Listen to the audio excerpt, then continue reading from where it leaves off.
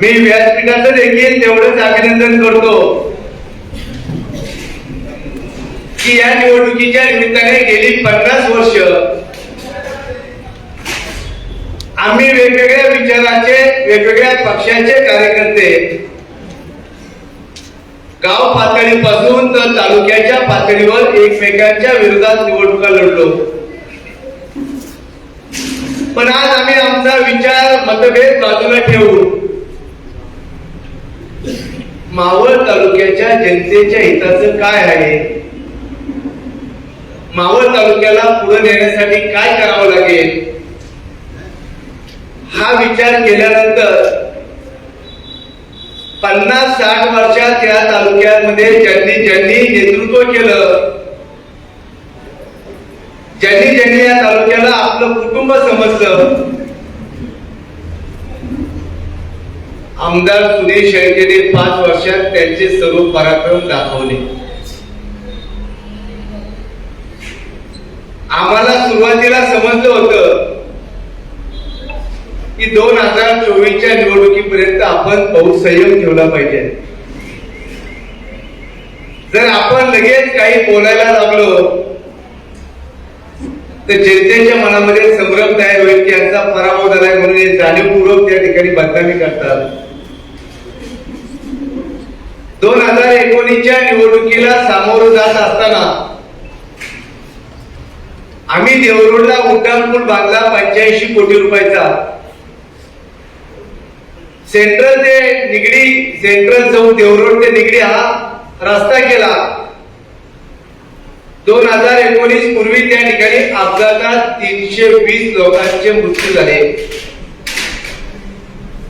आज आम्ही त्या ठिकाणी 19ला पूल रस्ता पूर्ण केला. काही मोजके चुकीच्या पद्धतीने अपघात झाले ते सोडलं तर आज चांगल्या पद्धतीचा पूल आणि रस्ता झाला.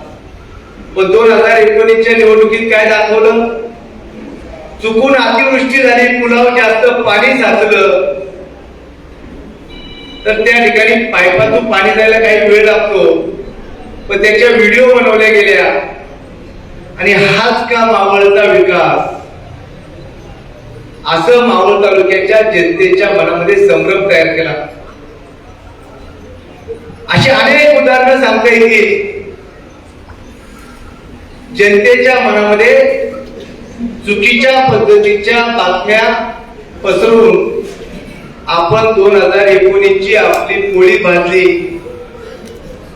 पण आता मावळ तालुक्याच्या जनतेच्या लक्षात आलंय, एकदा खोटं बोललं लोकांना कळतं, दुसऱ्यांदा खोटं बोललं की लोकांच्या लक्षात येतं की या ठिकाणी हा खोटं बोलणारा जो आहे तो लक्षात येतो. तसं चित्र आज तालुक्यात तयार झालं. म्हणून ही निवडणूक संपूर्ण राज्याचं लक्ष लागून राहिलेली निवडणूक आहे. या निवडणुकीतून मावळ तालुक्याच्या भविष्याच्या पिढीला एक नवीन आपल्याला दिशा द्यायची आहे. 2019च्या निवडणुकीच्या काळात गावागावात शिवण क्लास चालू होते. बचत गटाच्या माध्यमातून शिवण क्लासला त्या ठिकाणी ट्रेनिंग दिलं गेलं आणि असं सांगितलं की तुम्हाला सगळ्यांना रोजगार देणार. निवडणूक झाली, प्रशिक्षण शिवण क्लास योजना बंद. आज निवडणूक समोर आली, 2 महिन्यापूर्वी परत गावागावात शिवण क्लास सुरू. या तालुक्याला शिवण क्लासच्या माध्यमातून आमच्या महिला भगिनींना फसवण्याचं काम या ठिकाणी केलं जात आहे. मला आपल्या माध्यमातून तमाम मावळच्या जनतेला आवाहन करायचं आहे, ही निवडणूक आमची कुठल्या पक्षाच्या विरोधात नाहीये. ही निवडणूक आमच्या कुठल्या गावकीच्या विरोधातली नाहीये. ही निवडणूक मावळ तालुक्यातल्या कुठल्या आडनावाच्या विरोधातली नाहीये. ही निवडणूक मावळ तालुक्याच्या सुसंस्कृत राजकारणाला पुढे नेण्यासाठी आम्ही सगळेजण एकत्र आलोय हे आपल्या माध्यमातून मला सांगायचं आहे. आणि म्हणून आपण जे पेरलंय तेच आज उगवलंय. कारण ज्यावेळेस आमच्या निगडे आंबळे कलाट पवळेवाडीच्या शेतकऱ्यांच्या 6,500 एकर जमिनीचा दर आम्ही 2018ला निश्चित केला. 73 लाख रुपये एकरी दर ठरवला. पण 2019ला सरकार गेलं, आपण आमदार झाला. 2.5 वर्षामध्ये मावळ तालुक्याच्या निगडे आंबळ्याच्या शेतकऱ्याचे 73 लाख रुपये देण्याच्या कोणी थांबवण्याचं काम केलं. 2021च्या अखेरीस ज्यावेळेस सरकार बदललं, एकनाथजी शिंदे मुख्यमंत्री झाले. 15 दिवसात निगडे आंबळ्याच्या शेतकऱ्याच्या खात्यावर 150 कोटी रुपये जमा करण्याचं काम बाळा भेगडेंनी केलं आहे. तुम्हाला विश्वासाने या ठिकाणी सांगतो. आणि एकाही शेतकऱ्याने सांगावं की आम्हाला त्या ठिकाणी पैसे द्यावे लागले म्हणून आमचं पेमेंट निघालं. मला आपल्याला हेच आठवण करून द्यायची आहे, या तालुक्यातला शेतकरी केंद्रबिंदू मानून आम्ही काम सुरू केलं. तुम्हाला 2.5 वर्षात जमलं नाही ते आम्ही 15 दिवसात शेतकऱ्याच्या खात्यावर पहिल्या टप्प्यात 150 कोटी, दुसऱ्या टप्प्यात 100 कोटी, तिसऱ्या टप्प्यात परत 100 कोटी रुपये. कारण देण्याची दानत लागते. शेतकऱ्यांच्या पैशावर डोळा ठेवून राजकारण करणारे हे मावळ तालुक्याची संस्कृती नाही, हे दाखवून देण्याची वेळ आता आलेली आहे. आज आमच्या पवना धरणाच्या परिसरातल्या शेतकऱ्यांची जमीन 4 एकर जमीन प्रत्येक शेतकऱ्याला देतो म्हणाले. आपण आठवा 2019च्या निवडणुकीला निकाल लागला, आपण आमदार झाला, आम्ही स्वागत केलं. राजकारण आहे, कोणतरी जिंकणार आहे, कोणतरी पराभव होणार आहे. पण याचा अर्थ असा नाहीये की ज्यांनी आपल्या विरोधात काम केलं त्यांच्यावर अन्याय करायची सुडाची भावना ठेवून भूमिका घेणं ही या तालुक्याची संस्कृती नाहीये. म्हणून पवना धरणाच्या परिसरातली जमीन मोजण्याचं काम मी केलं. पवना धरणाच्या परिसरातल्या प्रत्येक शेतकऱ्याचा त्या ठिकाणी पूर्ण जुना आराखडा तयार केला. कारण मी त्या मदत व पुनर्वसन खात्याचा मंत्री होतो. पवना धरणाच्या परिसरातल्या 3 शेतकऱ्यांच्या संघटना होत्या. 3 संघटनेला एकत्र घेतलं, विश्वास दिला की भाऊ आपण जर आपल्यात भांडत राहिलो तर मागचे 50 वर्ष गेल्यात, आपल्याला त्या ठिकाणी जमीन मिळाली नाही, पुढचा काळ मी सांगू शकत नाही. आज मी आहे तर तुम्ही एकत्र या, आपण याच्यातून मार्ग काढू. आणि माझ्यावर विश्वास आमच्या शेतकऱ्यांनी ठेवला. आम्ही ज्यावेळी मोजणी केली तर त्या ठिकाणी 863 शेतकरी भाऊ सुरुवातीला होते. त्या 800 शेतकऱ्यांच्या खात्याची संपूर्ण तपासणी केली. चुकून सरकारी अधिकाऱ्यांच्या माध्यमातून काही शेतकऱ्यांची खाती वगैरे गेली होती. मी स्वतः त्या ठिकाणी संपूर्ण यादी केली. 1284 शेतकऱ्यांची यादी तयार झाली. मला एकही गुंठा जमीन घ्यायची नाहीये. कालही माझी 1 गुंठा जमीन नव्हती, आजही माझी 1 गुंठा जमीन नाही आणि भविष्य काळातही माझी 1 गुंठा जमीन नसणार आहे. मला त्या ठिकाणी आपल्याला सांगायचं आहे, ज्यावेळेस आम्ही 1284 शेतकऱ्यांची यादी तयार केली, आपण आमदार झाला, आपण पवना धरणाच्या परिसरातल्या शेतकऱ्यांना शब्द दिला होता 1 वर्षाच्या आत पवना धरणाच्या परिसरातल्या शेतकऱ्यांना 4 एकर जमीन देतो. आज मी तुम्हाला या ठिकाणी आव्हान करतो, आपण एका शेतकऱ्याला जर 4 एकर जमीन दिली असेल ना तर आम्ही म्हणत ते ऐकायला तयार आहोत. आपण त्या ठिकाणी स्वतः किती जमीन खरेदी केली हे आता मावळच्या जनतेला सांगितलं पाहिजे. कारण आपल्याला स्वतःला जमीन खरेदी करायची होती म्हणून आपण पवना धरणाच्या पुनर्वसनाच्या शेतकऱ्यांच्या जमिनीचं वाटप थांबवलं का, हा आता आमचा प्रश्न आहे. माझे आजही आपल्या तमाम मावळच्या जनतेला आव्हान आहे, 2019चा तो दिवस माझ्या जीवनातला मी कधीच विसरू शकत नाही. आपण वडगावला उमेदवारी अर्ज दाखल केल्यानंतर त्या ठिकाणी एक वक्तव्य केलं होतं की 1400 कोटीचा निधी आणला आणि 14 कोटीचा बंगला बांधला. आपण राजकारण कोणत्या स्तरावर करतो, माझ्या आयुष्यातला तो क्षण मी कधीच विसरू शकत नाही. कारण मी एक सामान्य कार्यकर्ता आहे. ज्यावेळेस अशा पद्धतीचं माझ्या घरावर आपण आला, मला मावळ तालुक्यात बाबूराव वायकर साक्षीदार आहे, कारण ते लोकप्रतिनिधी होते, गुलाब काका लोकप्रतिनिधी होते, सचिन काजळे लोकप्रतिनिधी आहे, तालुक्यात गणेश गायकवाड लोकप्रतिनिधी होते. कुठल्या पक्षाचे कोणते सरपंच, जिल्हा परिषद सदस्य, पंचायत समिती सदस्य, नगरसेवक आम्ही कधी बघितलं नाही. आम्ही फक्त एकच भूमिका घेतली, ती म्हणजे या तालुक्यात काम करणाऱ्या प्रत्येक लोकप्रतिनिधीला आपण न्याय दिला पाहिजे, निधी देण्याचं काम केलं पाहिजे. कोण कॉन्ट्रॅक्टर काम करतो, कोण ठेकेदार काम करतो हे आम्ही कधी बघितलं नाही. पण आपण माझ्या घरावर आला याचं मला त्या दिवशी जे दुःख झालं ते दुःख मला आजही सतवतंय. कारण जीवनात तुम्ही एखादं चांगलं काम करताना आलं तर चुकीचं काम करू नये, म्हणजे चुकीचं काम एखादं त्या ठिकाणी करूच नये. चांगलं काम करता आलं नाही तर वाईट करू नये.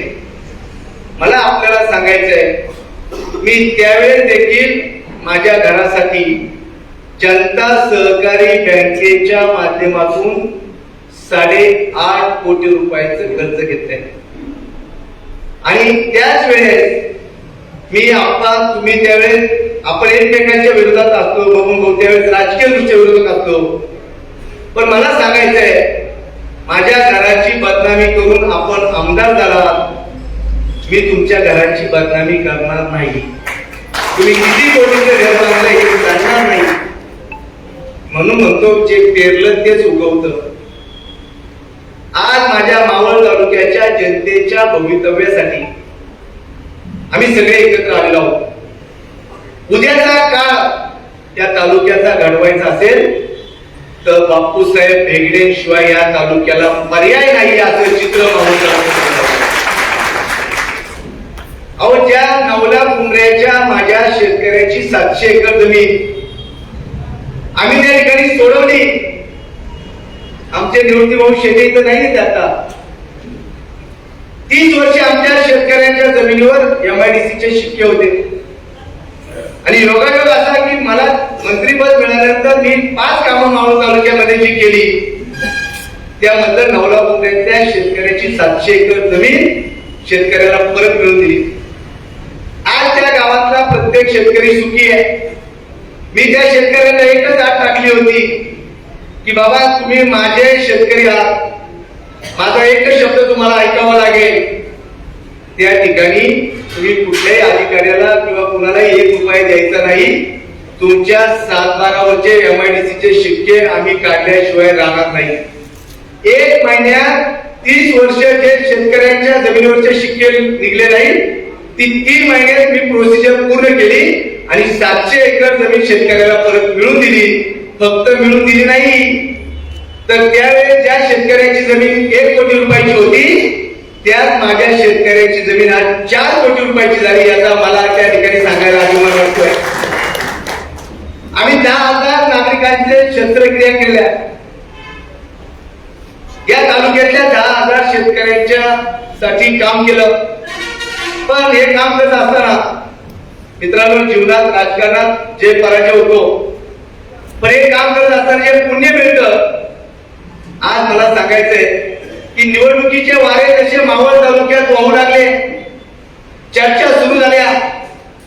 आजही मला अभिमान वाटतो, मावळ तालुक्याच्या जनतेच्या मनात ज्यावेळेस ही चर्चा सुरू झाली त्यावेळेस ते म्हणले, बाळा भेगडे बरा होता, हा काय उपयोगाचा नव्हता. ही चर्चा ज्यावेळेस ऐकली तेव्हा माझ्यासारख्या कार्यकर्त्याला समाधान वाटलं की हेच आपण कमवलं, हेच आपलं आयुष्य आहे, हेच आपल्या जीवनाची समाजासाठी केलेली पावती आहे.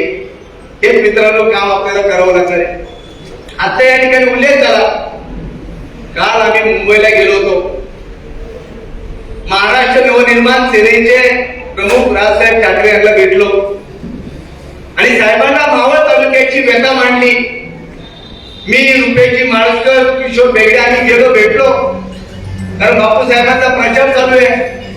ज्यावेळेस राजसाहेब ठाकरे यांच्या लक्षात आणून दिलं की मावळमध्ये तुम्ही सगळे पक्ष एकत्र कसे काय आला, त्यावेळेस त्यांना हे ऐकायची उत्सुकता होती की हे कशामुळे एवढं सगळं एकत्र येण्याचं कारण काय.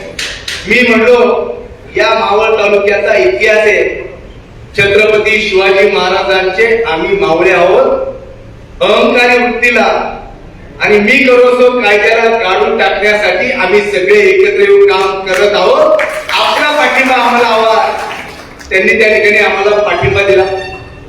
आज आमच्या उद्धव बाळासाहेब ठाकरे पक्ष असेल, पवारसाहेब पक्षाचे पदाधिकारी असतील, त्या ठिकाणी काँग्रेस पक्षाचे पदाधिकारी असतील, भाजप असेल, शिवसेना असेल, आरपीआय असेल, या ठिकाणी असे तालुक्यामध्ये जेवढे पक्ष आहे, मनसे पासून आमचे सगळे पक्ष, मित्रांनो एवढे सगळे पक्ष एकत्र काय येतात हे जनतेला घराघरामध्ये जाऊन आपल्याला सांगावं लागेल.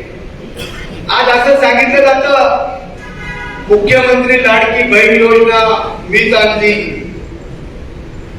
मित्रांनो मुख्यमंत्री लाडकी बहीण योजना यांनी आणलेली नाहीये. घराघरामध्ये आपल्याला सांगावं लागेल, आमच्या महिला भगिनींपर्यंत हा आपला संदेश पोहोचवावा लागेल. उद्याच्या काळातल्या या तालुक्यातल्या आमच्या मुली कन्या सुरक्षित ठेवायच्या असतील तर या पुढच्या काळात मावळ तालुक्यात बापूसाहेब बेगडे प्रत्येक मुलीचा मामा म्हणून त्या ठिकाणी प्रत्येक मुलीच्या पाठीशी उभं राहण्याचं काम करेल.